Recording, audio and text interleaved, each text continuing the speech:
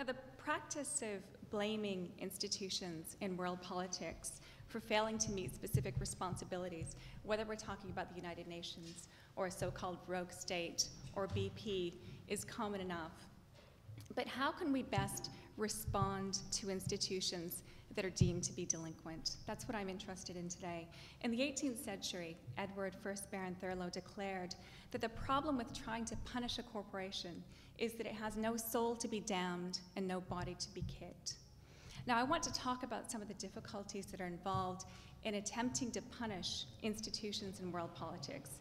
Difficulties that might not only be attributed to Baron Thurlow's observation that they lack souls to be damned and bodies to be kicked, but also to the reality that their individual constituents do have bodies to be kicked and arguably, depending on our religious convictions, souls to be damned, and that there's a great risk of punishing these individuals as individuals in the attempt to punish institutions. And I want to say something about the broader project, which this is part of. My interest in examining the viability of punishing institutions in world politics has come near the end of a much larger project in which I've asked whether institutions can be moral agents. And let me say a bit about what I mean. The term institution can, of course, mean a variety of things, both within academic discourses and in everyday speech. And I'm using it here specifically in the sense of formal organizations, or what might be called structured institutions. And by a moral agent, I mean an entity that has the capacity to both understand and respond to ethical reasoning, an entity that by definition possesses capacities to contemplate, to recognize the significance of, and ultimately to exercise different courses of action. So I'm assuming that we're all in this room moral agents. And importantly, these entities, therefore, we can reasonably have certain expectations of them in terms of their duties and their obligations and their moral responsibilities. Now, I've argued in the past that we can talk about some groups with sophisticated, integrated capacities for deliberation and action as institutional moral agents in world politics. And thereby, we can consider them vulnerable to being assigned responsibilities and also apportion blame in a way that's not reducible to their individual human members. For example, I've argued that states can be understood to have duties to respond to environmental degradation. Multinational corporations can be understood to have duties to respect the human rights of those citizens in the countries in which they operate. The UN, as a corporate entity, can be held to account, but not exclusively, for failing to respond to the genocide in Rwanda. And a military body can be blamed for creating conditions under which its individual soldiers are not deterred from committing acts of torture against the so-called enemy. Okay, so that's the project that I've been working on to this point. But why punishment? Why do I want to ask about punishment with respect to institutional moral agents? One might say, I wouldn't necessarily, but one might say there's a logical progression that if we talk about these groups, these institutions as moral agents, meaning that we can assign duties to them, meaning then that we can also blame them when they fail to discharge certain duties, then someone might say the next obvious question is how do you respond to this failure? And a prevalent response is punishment. But I have a confession to make that's probably an odd confession to make at this point in the talk, and that's that I'm approaching the idea of punishing institutions with a great deal of hesitation and worry. I think that making assertions and raising questions of moral responsibility in world politics need not be understood to lead inevitably to questions and assertions of punishment, although some would disagree. I remember giving a talk some time ago on this idea that groups in world politics can be moral agents and have responsibilities. And somebody in the audience, a colleague at St. Andrews University in Scotland, Toni Lang, said, yes, we need to talk about responsibility in world politics, and the only reason that we talk about responsibility is because we want to talk about punishment. That's not my view, but many times when I've given a talk on moral responsibility, the first question is, well, what does this mean for punishment? I want to make the point that we can also talk about reconciliation, forgiveness, atonement, apology, rehabilitation, for example, when actors fail to meet their responsibilities in world politics.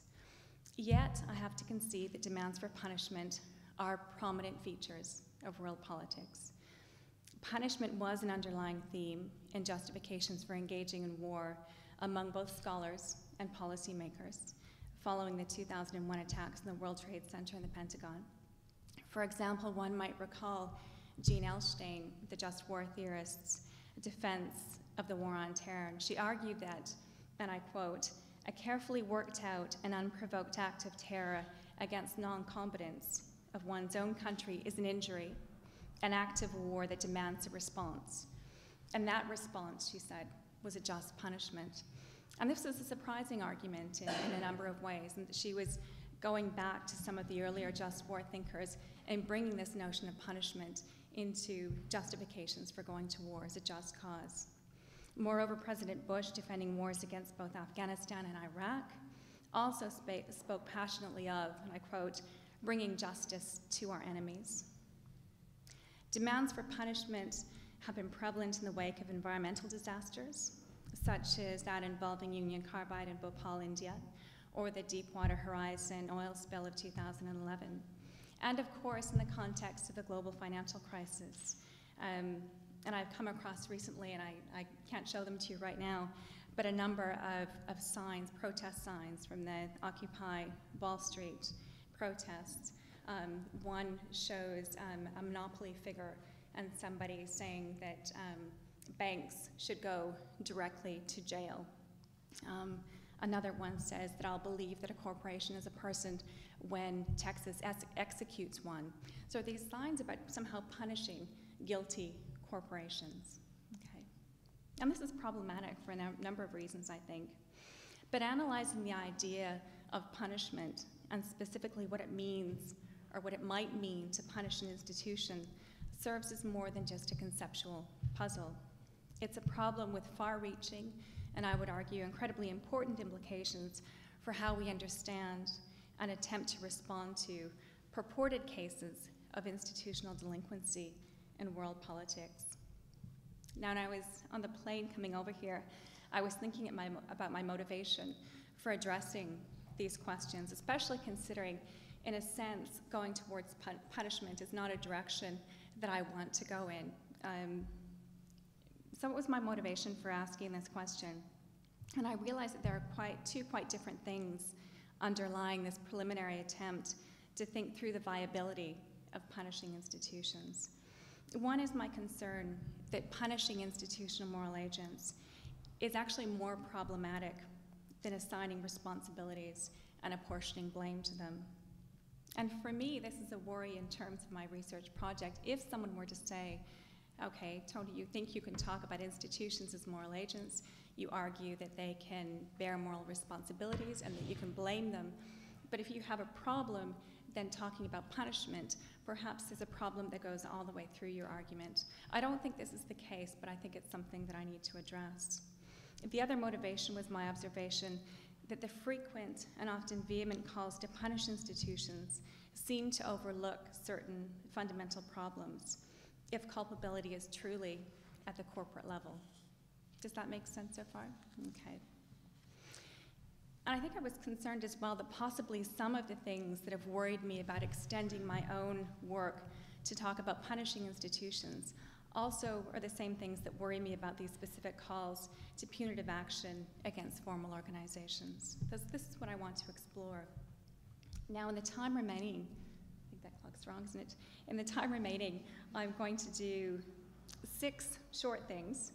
I'm going to quickly go through what I call a model of institutional moral agency. And this is the more theoretical part of the talk, but I think it's important in terms of where I'm starting. I want to also explain what I mean by a delinquent institution. Okay. I'm then going to propose 3 difficulties that seem to accompany attempts to punish delinquent institutions. And I'm going to try to flesh each out by turning to specific attempts to punish institutions through a variety of means. Okay. I'm then going to go through some preliminary conclusions, and then I have some questions at the end that I want to pose to you in order to try to help me answer some questions that I'm still struggling with. So to start with this model of institutional moral agency, the question that really has motivated my project as a whole is the following. Can an institution be a moral agent and a bearer of responsibilities? And if so, what would an institutional moral agent look like? Can we talk about institutions as moral agents in the way that we understand individual human beings as moral agents?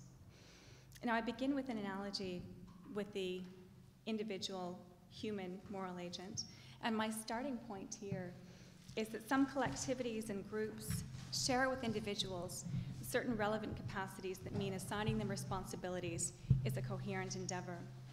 Now, philosophers talk about moral agents and define them in a number of different ways. However, I want to argue that there are some fundamental defining features. To qualify as a moral agent, one must have a capacity to deliberate over possible courses of action and their consequences, and one must then have the capacity to act on the basis of this deliberation. Now, this second requisite feature, the capacity to act on the basis of deliberation and thereby to conform to certain moral guidelines, presupposes a further condition if this capacity is actually to be put into practice. To exercise moral agency, one must not only have the capacity to act, but also the freedom to do so, some degree of independence from other agents and forces. So if I decided at this point that I really didn't want to talk about punishment anymore, it's just too difficult a topic, I have the capacity to get up and walk out of the room. Richard could then actually force me to stay, shut the door, push me back to my chair, and that I wouldn't have the freedom to actually get up and leave. And I think there's actually an important distinction here. And in emphasizing it, I'm distinguishing between a capacity that one must possess in order to qualify as a moral agent, and then the conditions that would allow one to exercise this agency and discharge certain responsibilities. Is that clear so far? Okay. So what does this tell us about groups? I've been talking about what it means to be an individual human moral agent. And collectivities or groups come in many different forms: tribes and teams, faculties and families, biker gangs and battalions, corporations and queues at the supermarket, university departments, and indeed states. And how one might determine which of these groups qualifies as a moral agent. And I certainly wouldn't say that all of them do. In fact, it's quite controversial for some people, or some people would say, to say that any of them do. Now, the first step that I've taken is to try to establish criteria that a collectivity must meet if we're to view it as capable of acting and deliberating in a way that's analogous, but not identical, to that of most individual human beings. And I soon realized when I started this project that questions of when, if ever, a group is a moral agent have been largely neglected by theorists of international relations. And this actually surprised me, because you would think that this is a realm within which these questions are important, especially since within the study of international relations, a lot of theorists will talk about different groups like states as being agents, and yet there seems a resistance to talk about them as potential moral agents. And I was inspired by the work of Peter French, who works in the area of business ethics, and by the moral philosopher Honora O'Neill, who talks about a thin theory of institutional agency. And I argue that a group qualifies as a moral agent if it possesses 5 characteristics. First, that it must have an identity that's more than the sum of identities of its constitutive parts, which might be referred to as a corporate rather than a collective identity. A group must have a decision-making structure, and the decision-making structure is important for 2 reasons. It introduces this requisite capacity for deliberation. The group might access and process information, for example. And it also entails a degree of decision-making unity that it would allow the collectivity in question to arrive at a predetermined goal rather than simply display a spontaneous convergence of individual interest. And here I think you might have a crowd or a mob that displays the spontaneous convergence of individual interest, but without a decision-making capacity, it doesn't qualify as a moral agent, I would argue. The third requisite feature is the capacity to actually execute decisions.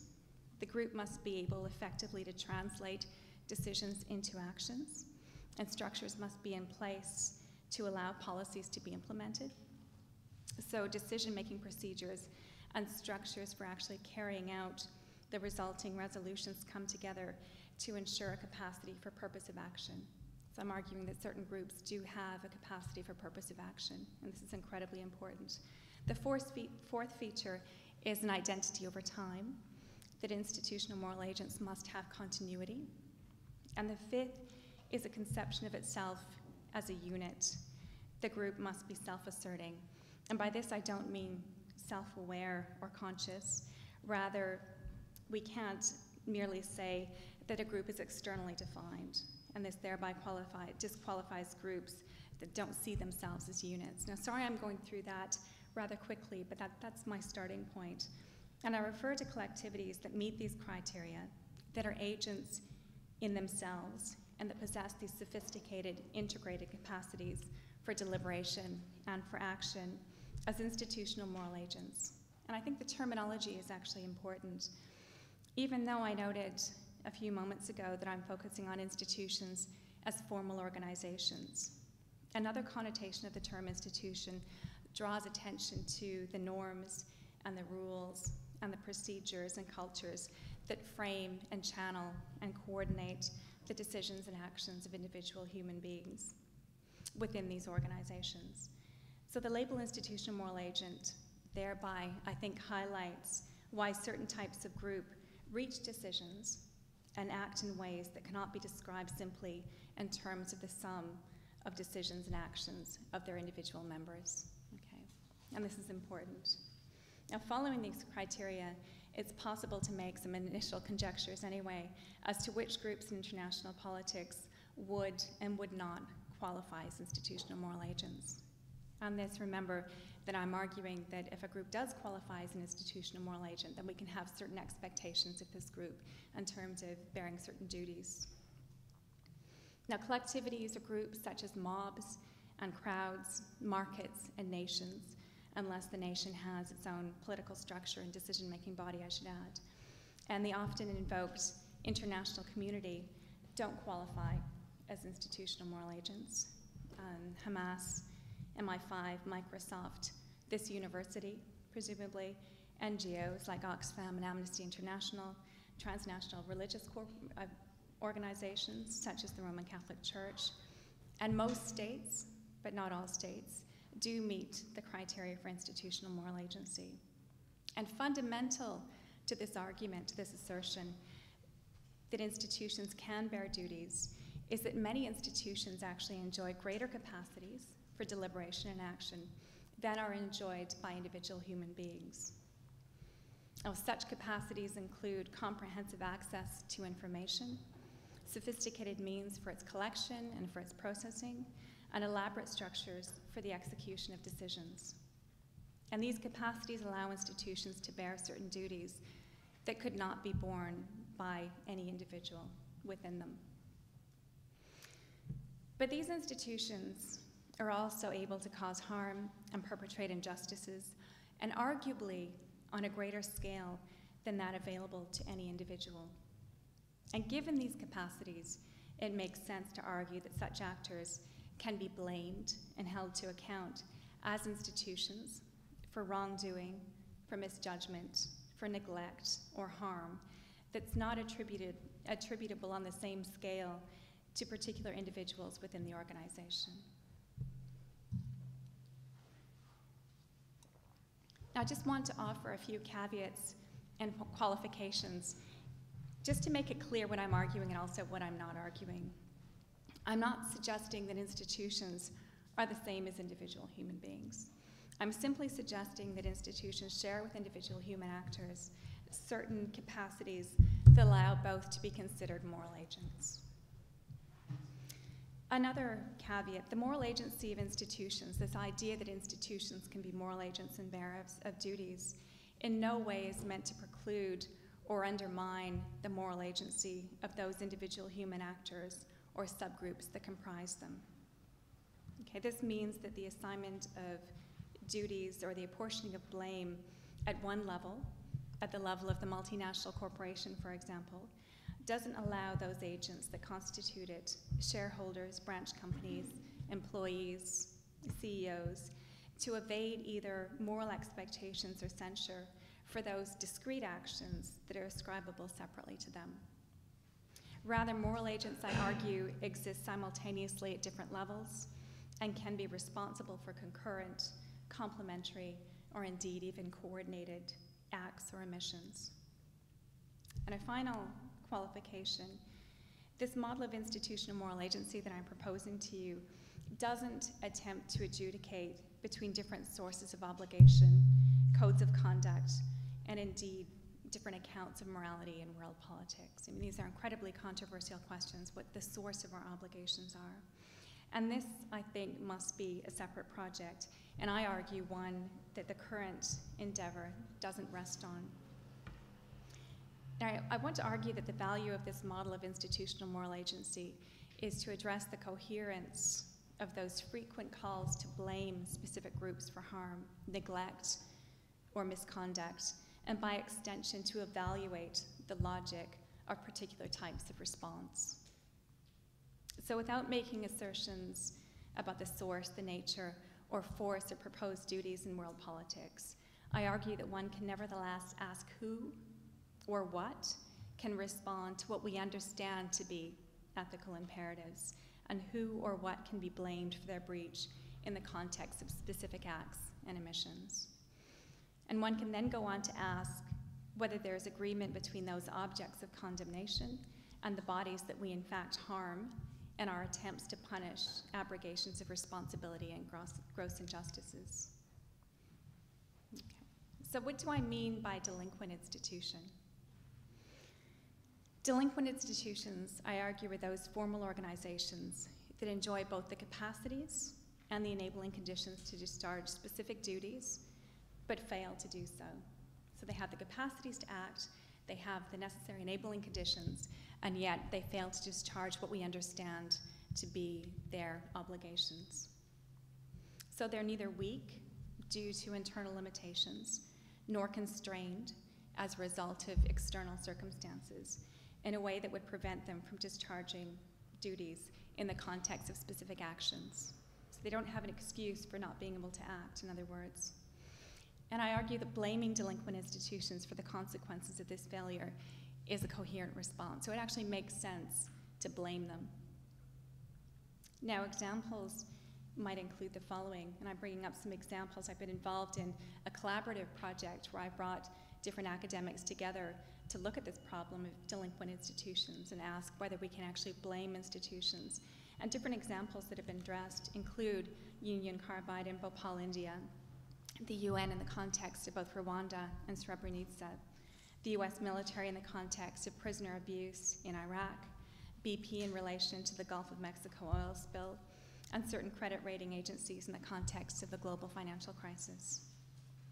Now, it's important to emphasize that in each case, careful attention has to be paid to establishing whether the institution in question is the appropriate object of blame, and a lot of things need to be taken into account. The moral guidelines to which it's expected to conform. So what are the duties that it's expected to discharge? Whether this certain group that's being blamed actually has the capacity for purpose of action, whether it meets the criteria that I discussed a few moments ago, the degree to which it's actually able to act given external conditions. If an institution is constrained by external conditions, I would argue that it is not able to discharge a specific duty, and therefore we can't coherently blame it. And also it's important to think about the level at which the relevant act or omission is most accurately described. I think in some cases one can and one should talk about responsibility being borne by individual members of an institution.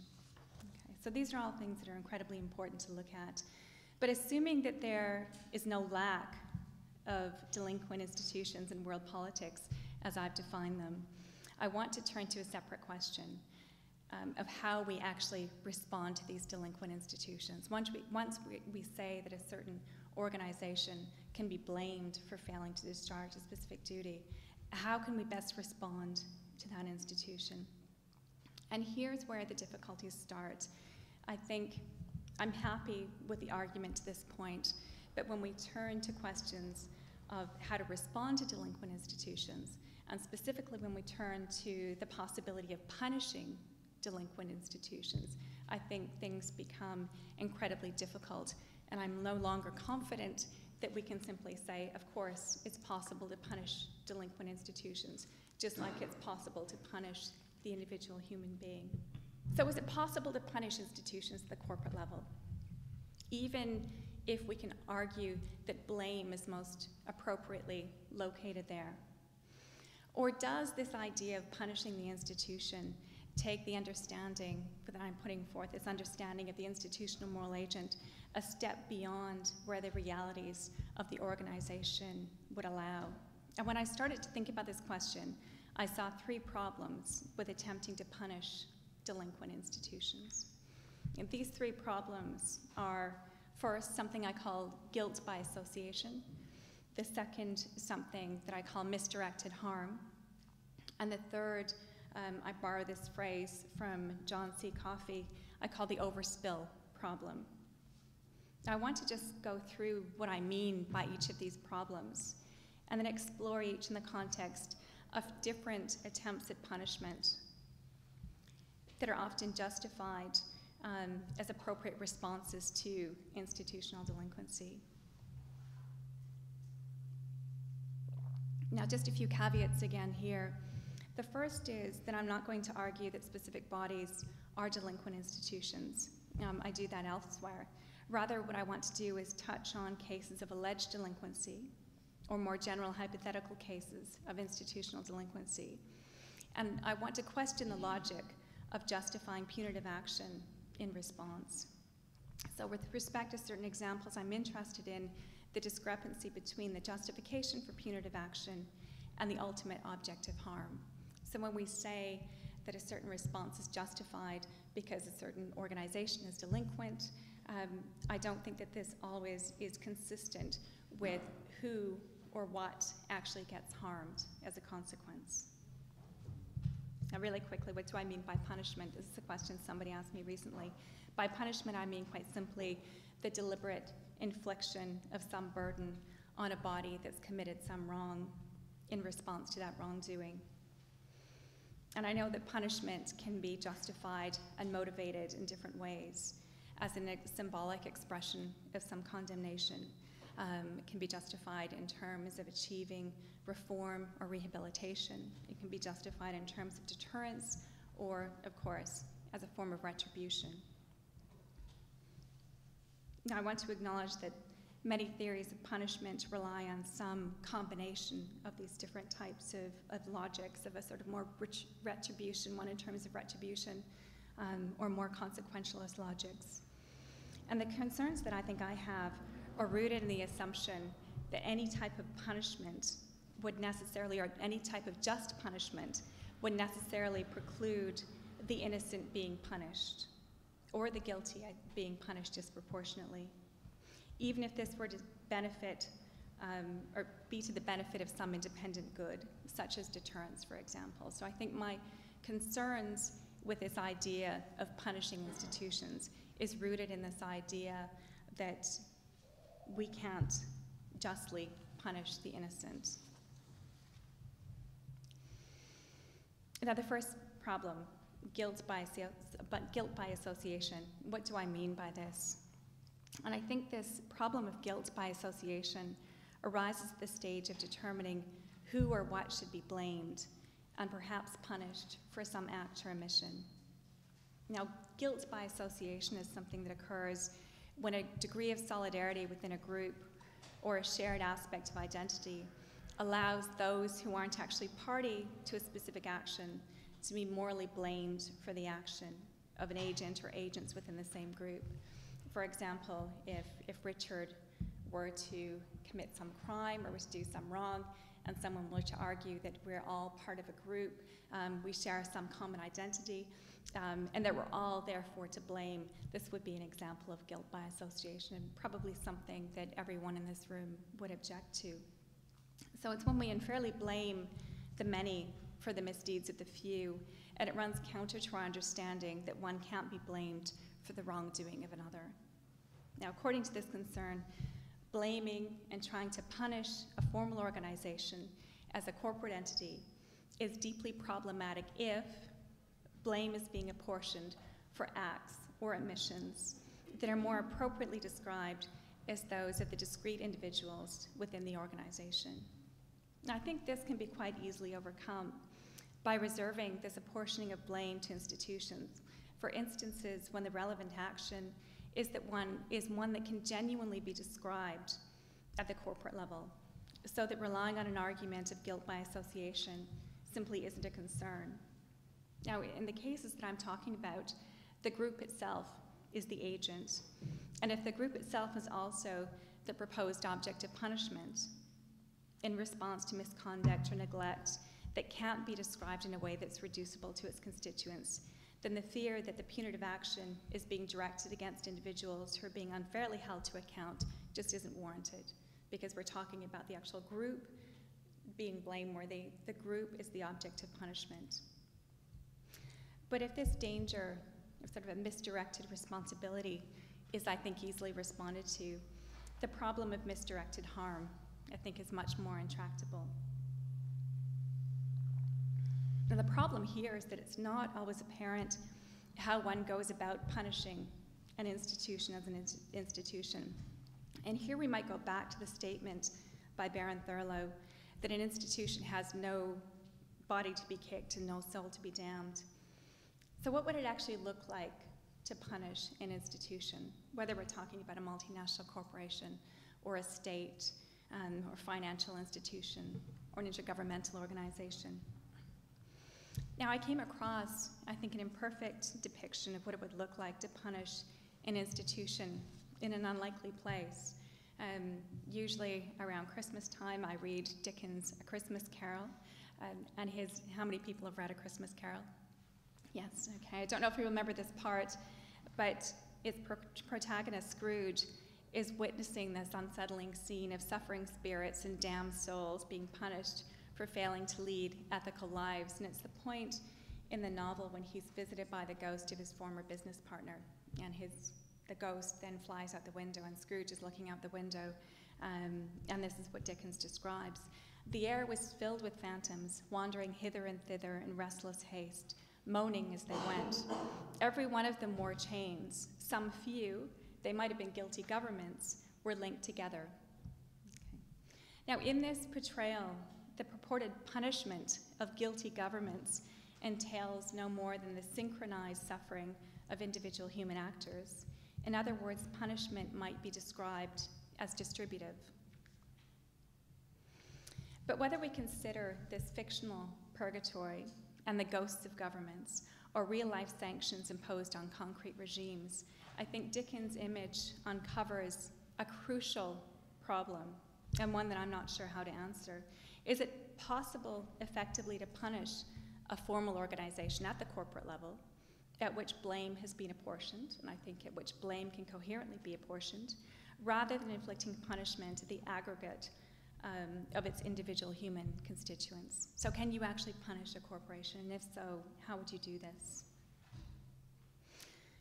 So this first problem of misdirected harm is a problem when a formal organization is actually deemed to be delinquent, but the means of punishment chosen by its very nature effectively punishes individuals as individuals. So misdirected harm occurs when the object of this punitive response is distinct from the entity whose delinquency was invoked to justify the punishment in the first place. Does that make sense? Please just interrupt me if there's anything that's unclear. To go through some examples of misdirected harm, war as punishment, which is something I mentioned at the start of the talk, is admittedly an extreme example, but it's one that I've looked at in some detail. And I argue that organized violence necessarily punishes individuals as individuals, even under the guise of punishing the institutions to which they belong.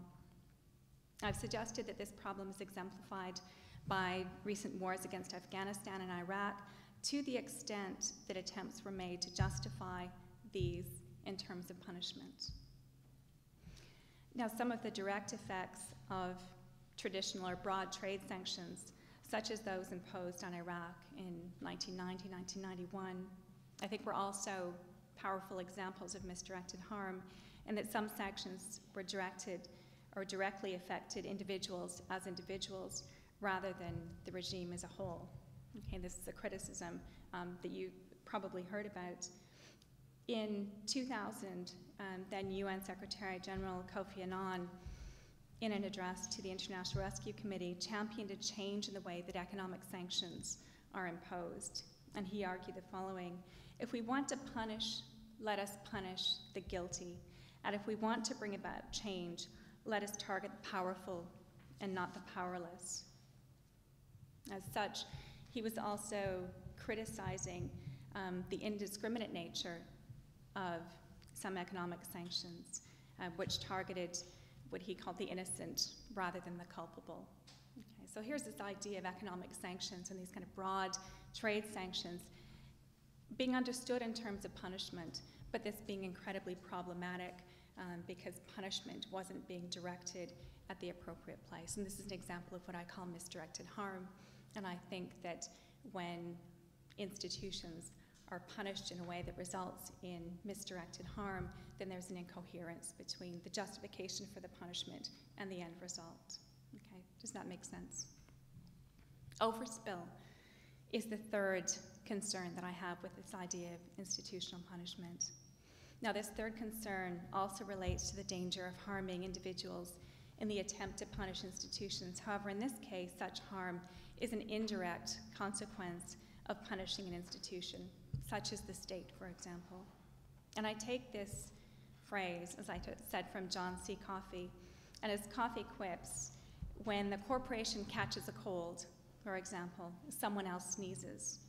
When the state is harmed, other actors suffer.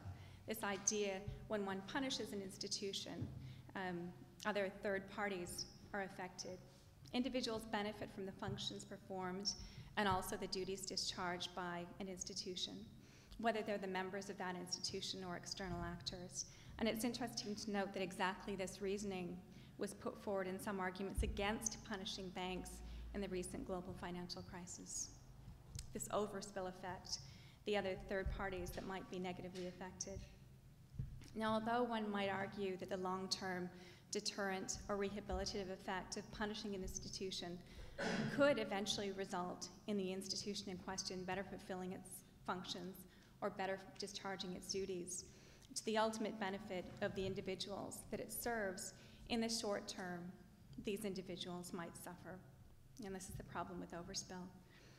Now, examples of overspill, if we go back to this example of war as punishment, in cases of punitive military action against the state, overspill might take the form of suffering caused by destruction of the state's infrastructure, including disruption to health services, the absence of electricity, for example, poor sanitation, damage to water supplies and water treatment facilities, each contributing to various health problems, as well as population displacement, widespread unemployment, the erosion of the rule of law, environmental damage, for example, and finally, military action might place burdens on neighboring states in terms of refugee flows and on external institutions with respect to rebuilding the affected regions.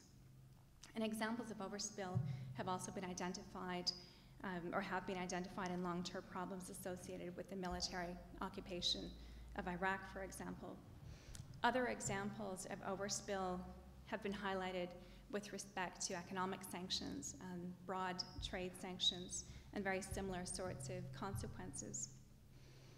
And also in the case of fines against institutions, if we look at a very different type of example, the author that I referred to a few moments ago, John Coffey, talks about the overspill effect of actually cash fines being levied against institutions, where he says that even if we attempt to punish the institution at the corporate level, the fines actually affect those parties that aren't actually culpable, whether one is talking about consumers because prices rise as an effect of the fines that are imposed on a corporation, employees who might lose their jobs, for example, when factories close as a result of punishment against certain corporations, then the broader community suffers as well. So he actually is talking explicitly about overspill in terms of fines against corporations. And I acknowledge that these are very different types of punishments against very different types of organizations.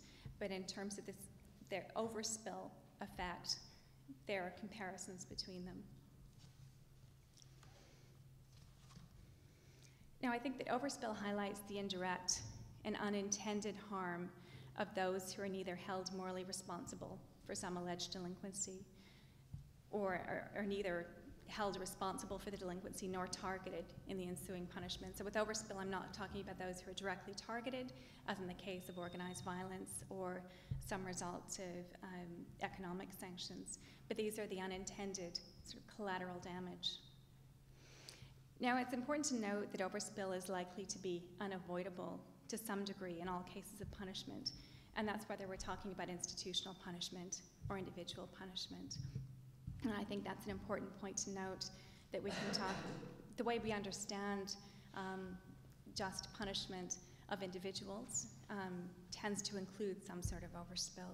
And there are various debates about what sorts of punishment are appropriate, but if we talk about the incarceration of some criminal and say that that does have consequences for the dependents of that individual, and that might be understood in terms of overspill, we tend not to say that that means that that punishment is unjust. Although I would distinguish between that. If we were to say, for example, that we should incarcerate the members of that criminal's family because they're also part of the same group, then that would be sort of a guilt by association. If we were to say that we should throw in jail the children of a certain criminal because that would actually harm that person indirectly, then we also tend to think that that would be unjust. And that would be what I call misdirected harm. So these are concepts that we could use also at the individual level. Okay. Now, just to quickly offer some preliminary conclusions, and then I want to ask you to think about these hard cases and practical examples of what might constitute viable, robust, and effective institutional punishment, or if indeed it's even possible to think of such a thing. Now, with respect to guilt by association, I've argued that it's possible to overcome this concern by actually blaming and punishing institutions at the corporate level only when responsibility itself is non-distributive. So I think there are cases when we can talk about moral responsibility being at the level of the corporation as a whole, and in those cases, there isn't a problem of guilt by association because we're talking about the corporation itself being guilty. An institutional, rather than individual or collective, responsibility provides, I think, a sound conceptual foundation for punishing institutions at the corporate level, whether we're talking about the state, the multinational corporation, financial institutions, intergovernmental organizations. So conceptually, I think it makes sense to talk about blame at the corporate level. Misdirected harm, though, necessarily, I would argue that this undermines the logic of a particular form of punishment in response to institutional delinquency. And the problem of misdirected harm seems unavoidable in some attempts to punish institutions. So if we're talking about war as punishment, organized violence, I think the misdirected harm is unavoidable. It's also unavoidable, arguably, with certain types of economic sanctions. And I think this problem renders attempts to justify certain types of punishment in terms of the culpability of the institution morally incoherent, unless perhaps such a position is accompanied by a compelling argument for the complicity of each individual member of that organization. Otherwise, it just doesn't make sense. Certain types of punishment just don't make sense when we're talking about institutional delinquency. But what about overspill?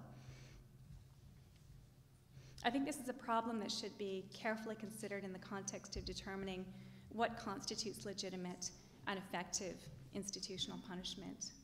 Yet, unlike the problem of misdirected harm, I don't think that overspill necessarily undermines the logic of a particular form of punishment in response to institutional delinquency. And given the indirect and unintended nature of the harm that characterizes overspill, it's arguably conditionally morally acceptable. So limited overspill might be acceptable if there are concerted efforts made to avoid it, and if the indirect harm is proportionate to the overall good to be achieved by the resort to punishment. And what about examples here? Smart sanctions, for example, aim to limit what I am calling overspill, and I think sometimes successfully. Efforts have gone into sanctions, targeted sanctions, that would be more effective in influencing decision-making structures, for example, rather than affecting directly innocent populations. I think that both traditional and targeted or smart sanctions do result in overspill, but the latter are more likely to be proportionate and perhaps acceptable. Some have argued that when we're talking about fines against corporations, there's a way of limiting the overspill to individuals that shouldn't be held responsible for the wrongdoing that justifies the punishment. There's been an argument made for equity fines against corporations instead of cash fines, equity fines that would require the corporation basically to hand over some shares in the company, where this wouldn't actually result in consumers being affected in the same way, or employees. There wouldn't be an immediate sort of shortfall in cash, but the corporation would still be affected. And so even though some individuals, some shareholders, for example, might be negatively affected, that this would be a reduced overspill. So these are the sort of creative examples that one might come up with when one's trying to think of what constitutes just institutional punishment. And even though I've been quite skeptical initially about this idea that one can punish institutions, I think if one makes a distinction between misdirected harm that directly targets individuals within the institution and overspill, where there are going to be some individuals who are negatively affected, but that this might be in a proportionate way, I think that perhaps one can come up with viable, robust, and effective forms of institutional punishment. Now, just to clarify in conclusion, I'm not suggesting that institutional punishment then is necessarily unviable. I'm also not proposing that forms of punishment that are distributive within an institution are necessarily unjustified, so forms of punishment that affect individuals. And again, if compelling arguments can be made for every individual within an institution being morally culpable for wrongdoing, then this might be justified. But what I am arguing is that in light of the model of institutional moral agency and responsibility that I proposed, such forms of punishment are deeply problematic as responses to institutional delinquency and for the problems that I've gone through. So to return to Baron Thurlow, one might observe that states, financial institutions, multinational corporations have many bodies to kick and many souls to damn, but engaging in either practice fails to respond coherently or proportionately to institutional delinquency. If culpability is actually established at the corporate level, if an institution is deemed to be delinquent, then an appropriate response must be one that's also non-distributive. In other words, should be directed at the institution as a whole. And this is the question that I want to pose to you. What would constitute non-distributive punishment? What would constitute this robust, effective, and morally coherent response to institutional delinquency?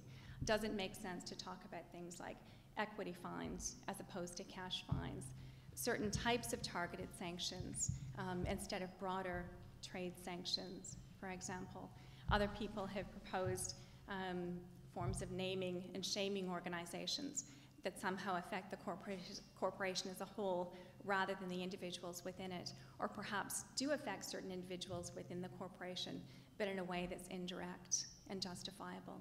So I'm going to leave this at this point and ask you if you can provide me with some examples of justifiable institutional punishment. And I just realized that there were some things I was going to say about boycotts as well, and I completely overlooked that inadvertently, but maybe we can talk about those in the discussion.